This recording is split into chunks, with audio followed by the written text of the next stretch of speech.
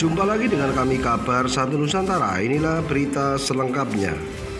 Batu Keledai yang berada di lokasi objek wisata alam Pangandaran, Jawa Barat adalah salah satu tempat bersejarah di lokasi tersebut.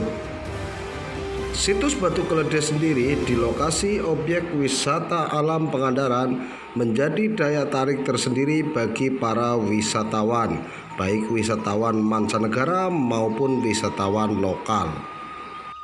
Marilah kita ikuti penelusuran tim Kabar Satu Nusantara di lokasi. Itu seperti apa sih? Nah, jadi begini. Nah, kenapa jadi dulunya bukan Pangandaran tapi Pananjung.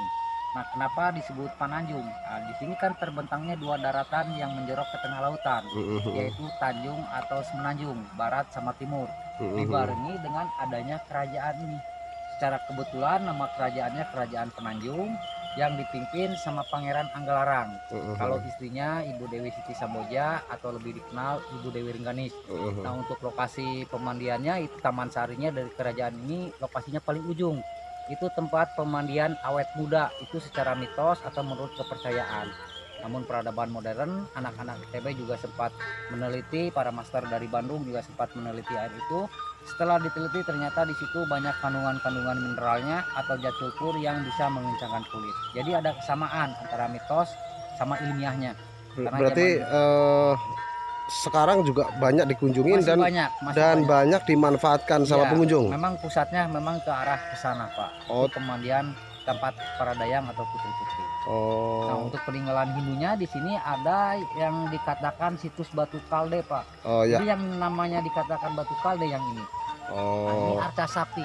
Oh, Cuma ya. sebutan Batu Kalde itu ngambilnya dari bahasa Sunda kuno, yang artiannya itu keldai.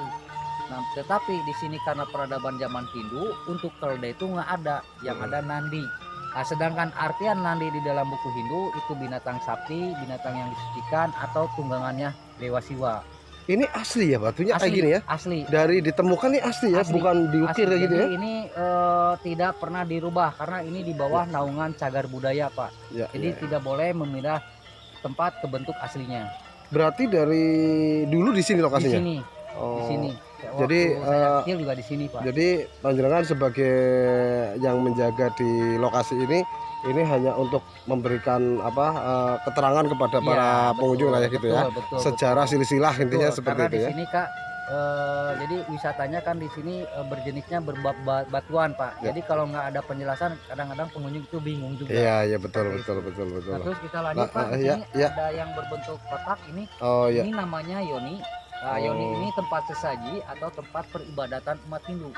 Dan Yoni di Hindu ini melambangkan adanya perempuan atau maaf itu kesucian perempuan. Cuma untuk lingganya pasangannya Yoni itu belum ditemukan sama orang arkeolog. Oh, jadi yang satu style lah bahasanya ini ya, jadi untuk menutupi lubang Yoninya itu sebuah batangan ke atas membentuk sebuah kerucut. Dan kalau dipasangkan ini persis dengan Monas, Pak. Oh. Ke atas. Nah, itu yang sampai sekarang belum ketemu. Belum, karena ini diperkirakan masih tertanam di sini. Karena tanpa disadari apa yang kita injak ini di kedalaman 1 sampai 2 meter tuh masih terdapat bangunan ke bawah. Oh, maksudnya mungkin seperti kayak benteng lah termasuk ya gitu ya dulunya ya. Terkubur, bangunan terkubur gitu lah ya.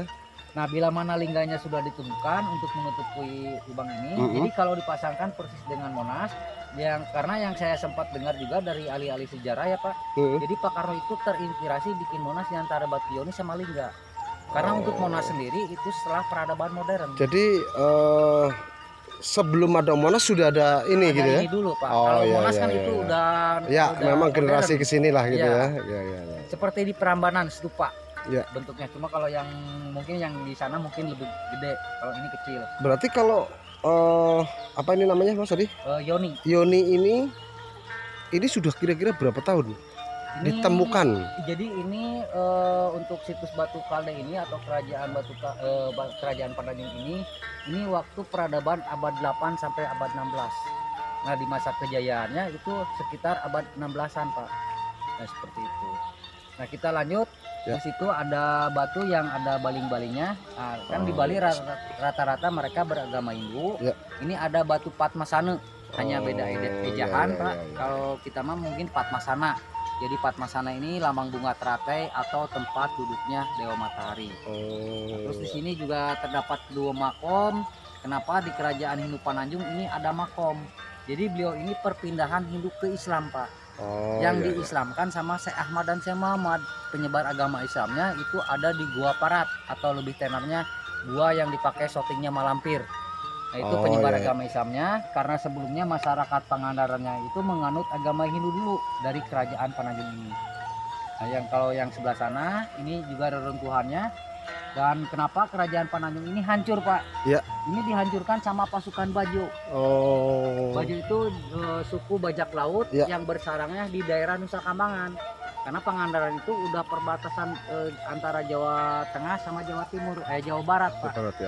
Jadi ini juga dari dulu ditemukan juga asli seperti ini. Asli seperti tidak ini, ada Pak. digeser-geser gitu ya? Tidak. Nah, cuma kalau kita pagar ini, jadi biar si pengunjung itu karena kebanyakan yang nggak tahu takutnya diinjak, Pak. Karena sebagian batunya udah ada yang udah rapuh. Makanya kita lindungi. Seperti itu. Nah jadi pasukan Bajo itu ingin menguasai kerajaan Pananjung. Keduanya ingin mempersunting Ibu Dewi Rengganis.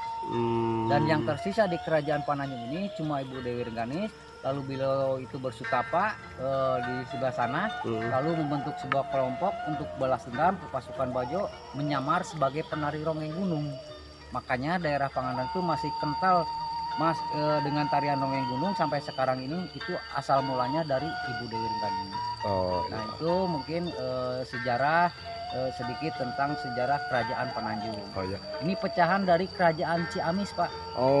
Kalau di Ciamis galuhnya Galuh Pakuan, kalau di sini galuhnya Galuh Pangauban. Berarti yang di Ciamis itu yang ada lokasi Cingwanara ya?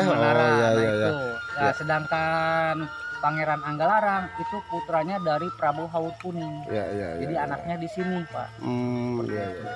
Oke, sedikit Pak, tadi yang disebutkan di tempat lain tadi ada seperti kayak tempat untuk air lah ya, terkait dengan air.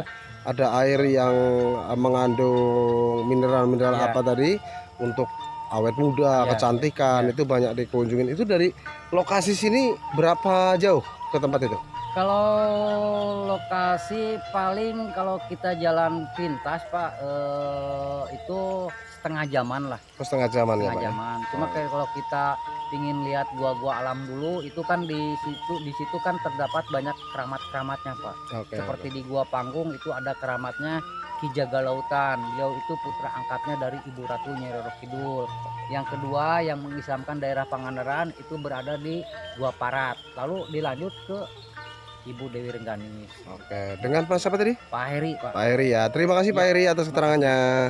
Banyak, mudah-mudahan panjang umur, sehat. Amin.